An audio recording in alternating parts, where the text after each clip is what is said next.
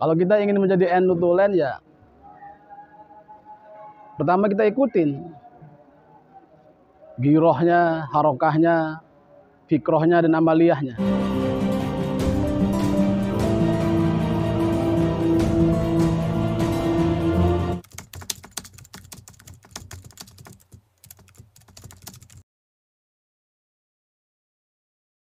Assalamualaikum warahmatullahi wabarakatuh. Sebetulnya kalau ngomongin NU tulen dan NU abu-abu, itu adalah masalah yang sudah lama terjadi dan mungkin akan terus terjadi kalau kita nggak memulai memperbaiki dari diri kita sendiri dan dari teman-teman di setiap wilayah. Kalau kita ingin menjadi NU tulen ya, pertama kita ikutin girohnya, harokahnya, fikrohnya, dan amaliyahnya. Sementara dalam amaliyah sehari-hari, kalau seseorang yang NU-nya tulen, walaupun dia nggak masuk struktur, walaupun dia NU kultural, tapi amaliyahnya tidak berselisih dengan para ulama-ulama Nahdiyin. Contoh, karena ini bulan puasa, bulan Ramadan, di dalam masalah taraweh. Di dalam masalah taraweh sendiri, seorang Nahdiyin adalah tetap mengikuti taraweh yang riwayatnya mutawatir, yaitu 20 rakaat ditambah 3 kali witir. Jadi kalau misalkan orang mengaku NU, kok tarawehnya ngambil yang 8 rakaat tambah 3 witir jadi 11, yaitu aslinya dia bukan NU. Karena sesungguhnya kalau sholat taraweh yang 8 rakaat ditambah 3 rakaat witir itu aslinya nggak ada dalilnya. Itu hanya dalilnya adalah sholat mutlak, kalau nggak ya sholat witir.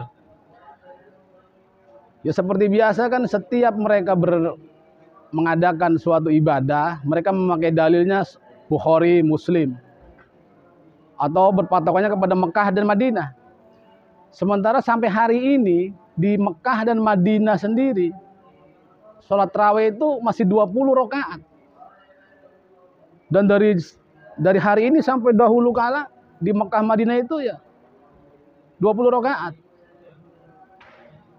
Karena dulu sahabat Umar bin Khattab mengadakan sholat tarawih itu ya 20 rakaat ditambah 3 witir. Dan dicek silahkan di dalam hadis-hadis Sahih Bukhari Muslim, tidak ada hadis yang mengatakan tarawih itu 8 rakaat. Jadi kalau kita mau mencari dalil-dalil dan hadis-hadis dalam kitab Sahih Bukhari dan Sahih Muslim, itu kalau yang 11 rakaat adalah sholat witir. Makanya khususnya buat ya Prinu Sakura ini, tetap pertahankan sholat tarawih itu 20 rakaat ditambah 3 witir. Karena itulah tarawih. Kalau 8 rakaat itu bukan tarawih, itu adalah sholat witir atau bisa jadi sholat mutlak. Maka kalau ada yang orang yang sholat tarawih 8 rakaat, niatnya nggak usah pakai niat tarawih. Karena aslinya sumber masalahnya kenapa ada perdebatan, selama ini ramai perdebatan, itu sebetulnya bukan di masalah sholatnya, bukan di masalah jumlahnya, tapi di masalah niatnya. Kalau niatnya mau pakai sholat tarawih, maka pakailah 20 rakaat ditambah 3 witir. Itu niatnya sholat tarawih. Tapi kalau sholatnya cuma 8 rakaat tambah 3 witir, artinya 11 rakaat. Ya niatnya nggak usah tarawih, niatnya sholat witir saja. Kalau nggak sholat mutlak, kalau nggak sholat lail, qiyamul lail. Jadi nggak masalah, mau 20 rakaat silahkan, mau 8 rakaat silahkan, tapi niatnya jangan sholat tarawih.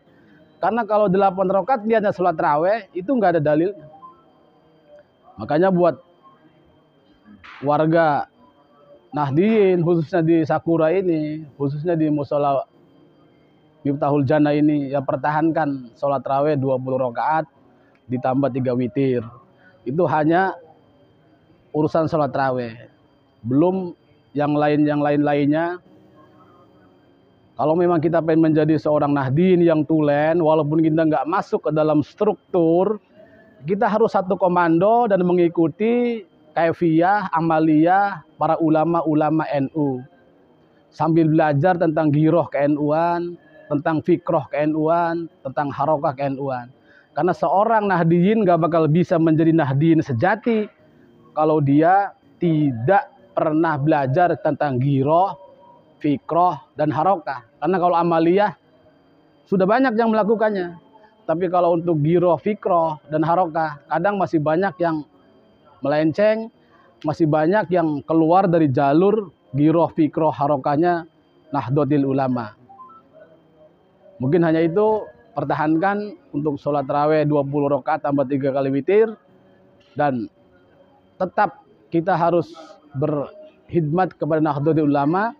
Artinya kita harus menjadi patok dan jejer di setiap wilayah kita masing-masing, agar kita mampu untuk merangkul orang-orang yang bersebelahan, berseberangan dengan kita.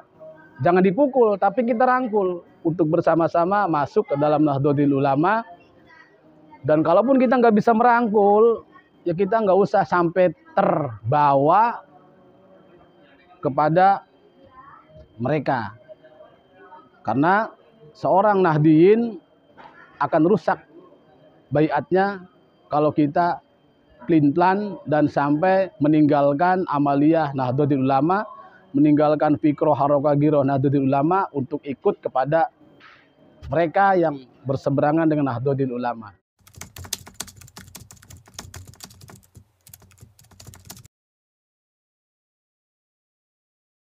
Ada berbagai cara, ada berbagai trik-trik dan cara jitu untuk merangkul banyak orang untuk masuk ke Nahdlatul Ulama. Salah satunya adalah kita sendiri harus menjadi pilar di depannya. Kita sendiri harus menjadi contoh di depannya. Maka untuk bikin gebragan-gebragan itu, ya kita adakan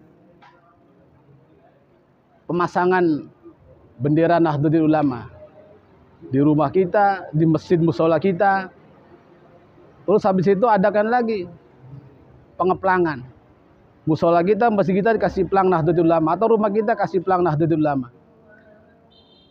Habis itu baru kemudian kita adakan ta'lim atau acara-acara kajian atau acara-acara Lailul Ijtima, acara-acara perkumpulan tentang ke-NU-an.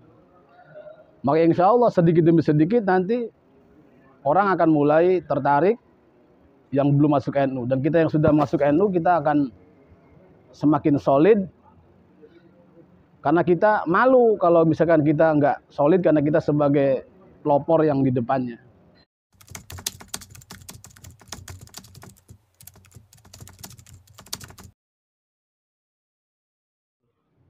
Dengan cara merangkul, jangan memukul. Dengan memberi contoh terlebih dahulu, kita sebagai contoh buat mereka.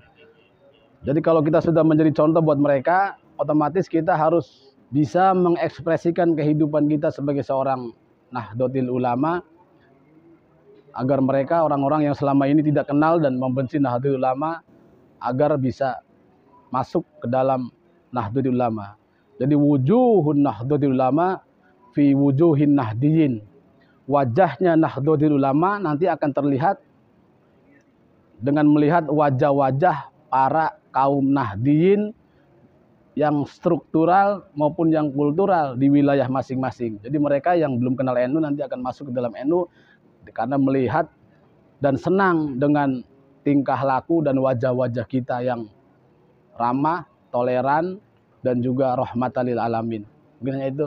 Assalamualaikum warahmatullahi wabarakatuh.